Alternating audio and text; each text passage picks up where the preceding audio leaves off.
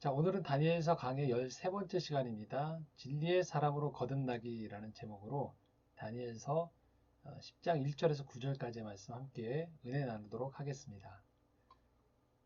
우리가 믿음을 가졌는데 혼란스러울 때가 있습니다. 왜 믿는데 일이 잘 안 풀릴까?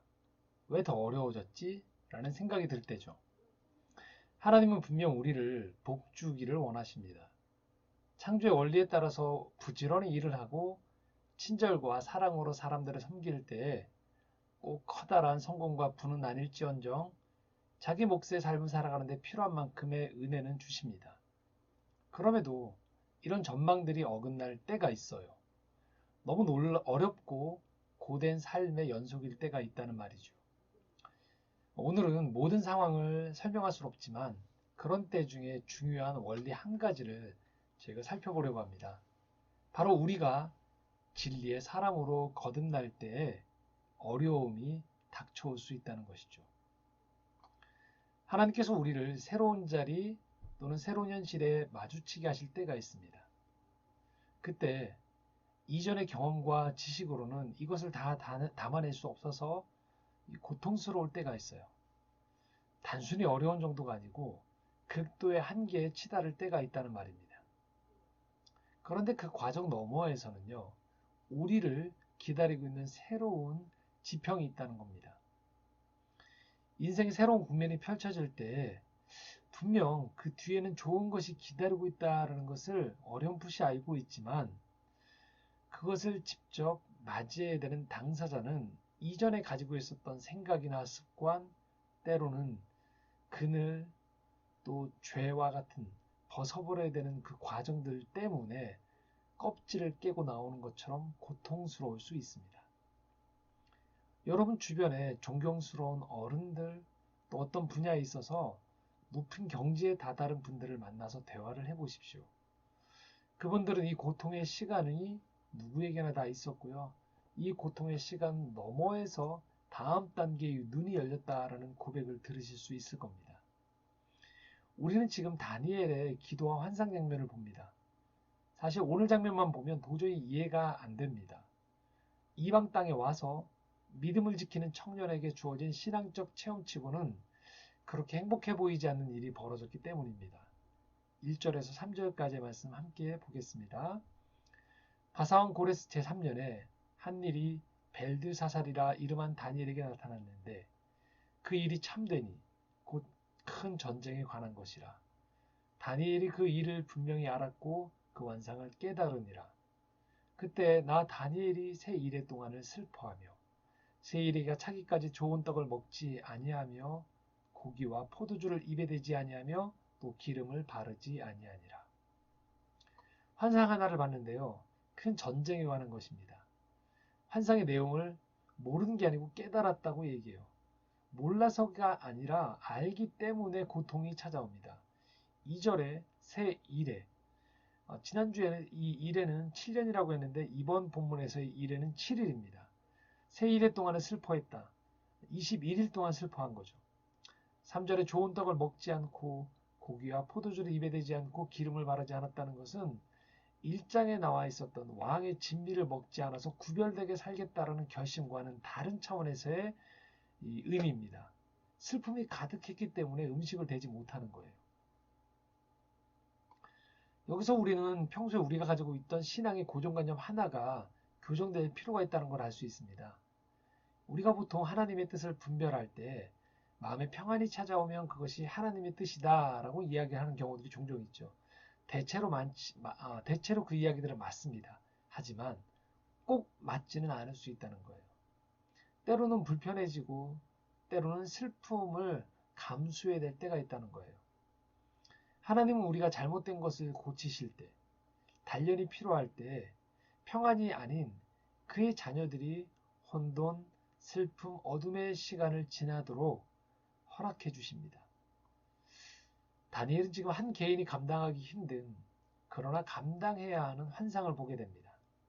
이것은 영광스러운 일이기도 하지만 한편으로는 극도의 고통이 따를 수 있어요. 비록 다니엘이 포로 신분의 이방인이었지만 그는 하나님 편에서 보았을 때 그 나라의 영적인 리더였던 거죠. 그래서 이 하나님께서 이 다니엘에게 이런 환상 가운데에서 끊임없이 자신의 사랑하는 아들, 영적 리더가 고통 가운데에서도 그 다음 단계로 나아가기를 원하셨습니다. 4절에서 6절 말씀입니다. 함께 읽겠습니다. 첫째 달 24일에 내가 히데겔이라는 큰 강가에 있었는데 그때 내가 눈을 들어 바라본즉 한 사람이 세마포 옷을 입었고 허리에는 우바수 순금띠를 띠었더라. 또 그의 몸은 황옥 같고 그의 얼굴은 번갯빛 같고 그의 눈은 횃불 같고 그의 팔과 발은 빛난 녹과 같고 그의 말소리는 무리의 소리와 같더라. 자, 히데겔 강가라는 곳에서요. 제사장만 입는 세마포 옷을 입어요. 허리에는 순금띠를, 몸은 황옥, 얼굴은 번갯빛, 눈은 횃불, 팔과 발은 빛난 놋과 같고 말소리는 무리의 소리처럼 컸다는 거예요. 그런 사람들이 등장했어요. 자, 이건 뭘 말할까요? 하나님은 우리가 홀로 고뇌 속에 그냥 내버림당한 것처럼 내버려두진 않으신다는 거예요. 영적인 사인 신호를 보내주세요.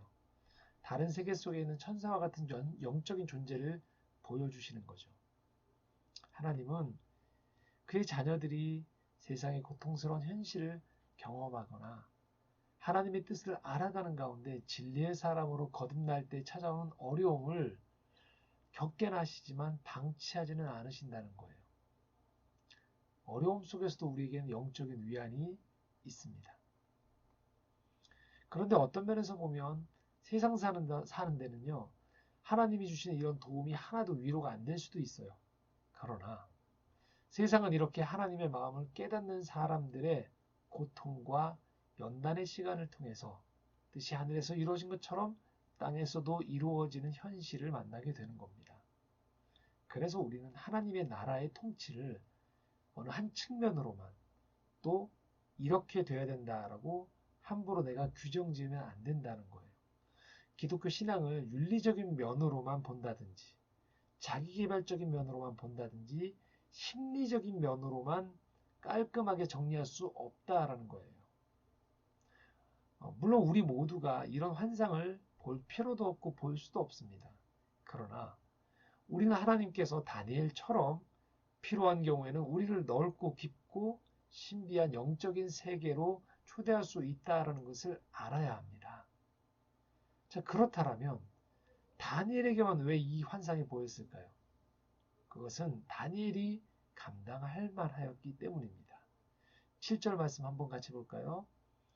이 환상을 나 다니엘이 홀로 보았고 나와 함께한 사람들은 이 환상은 보지 못하였어도 그들이 크게 떨며 도망하여 숨었느니라. 다니엘이 환상을 받았을 상황이 나오는데요.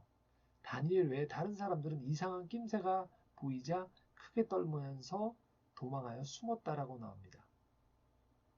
다니엘에게는 자기에게 찾아온 이 일들을 맞설 담력이 있었던 거죠.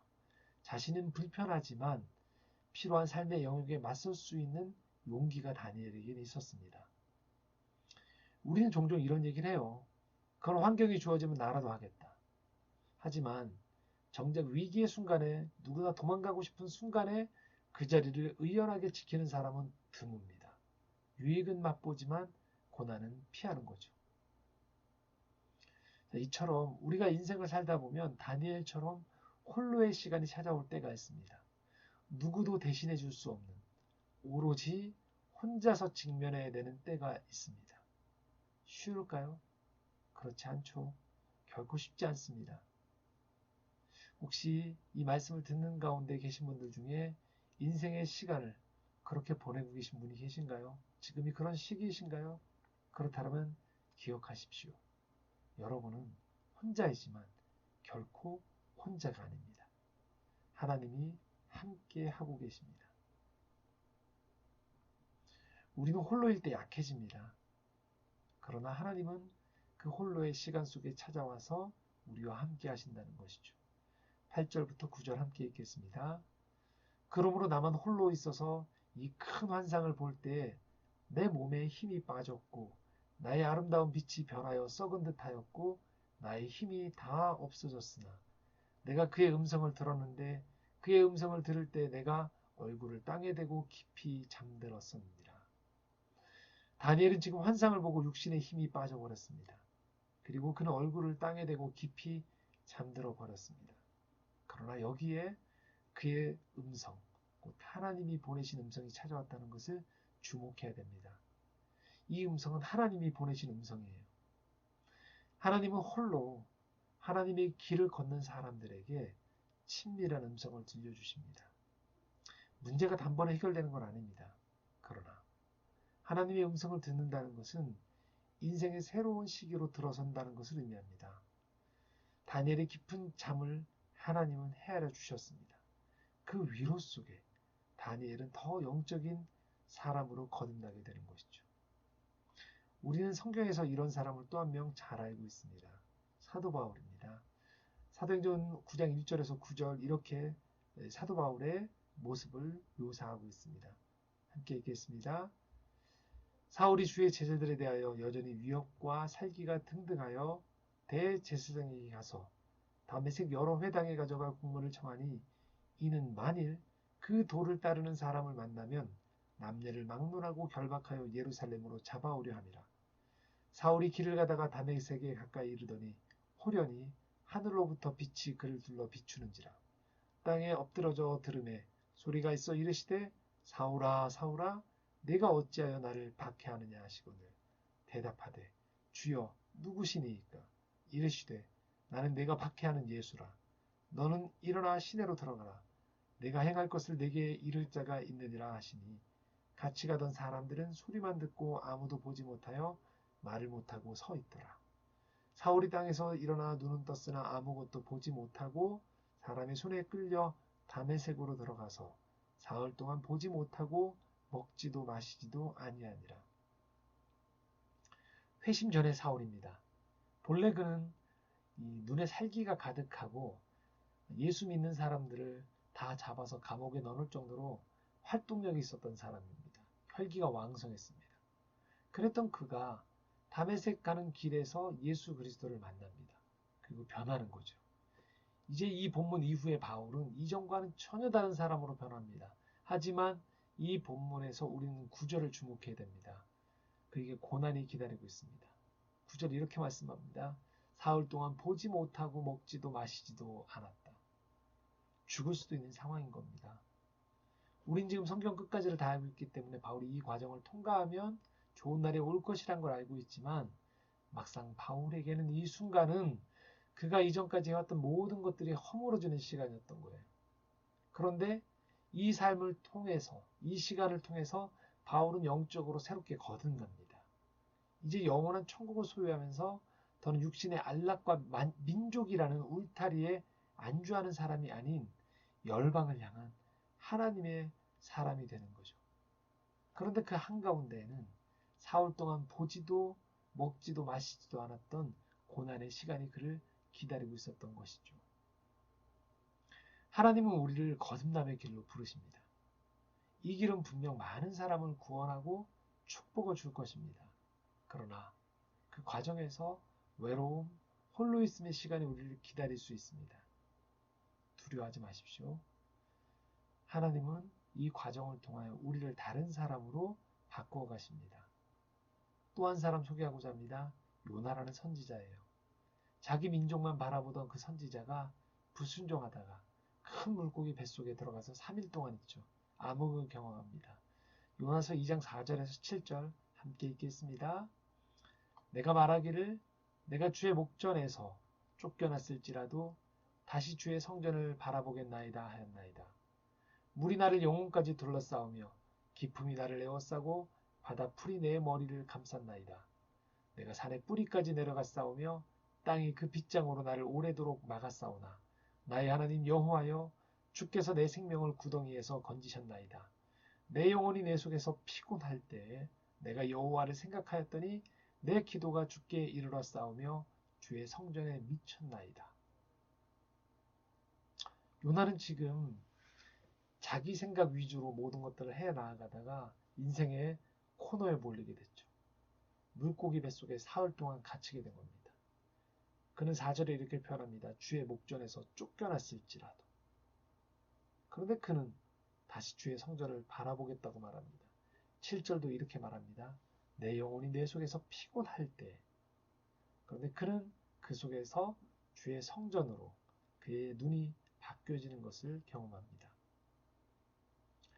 지금 내 인생이 이 요나처럼, 사울처럼, 다니엘처럼 철저히 홀로 있는 상태에 있는 분들이 계십니까? 하나님께서 여러분과 함께 하심을 잊지 마십시오. 이 시기 동안에 여러분 스스로가 너무 많은 다짐을 하면서 지치게 하지 마십시오. 오히려 여러분에게 다가오시는 하나님의 손길에 염려와 근심을 맡기십시오. 하나님 안에서 안식하십시오. 고통의 시간을 거치며 우리는 점점 더 영적인 사람으로 성숙해 갑니다.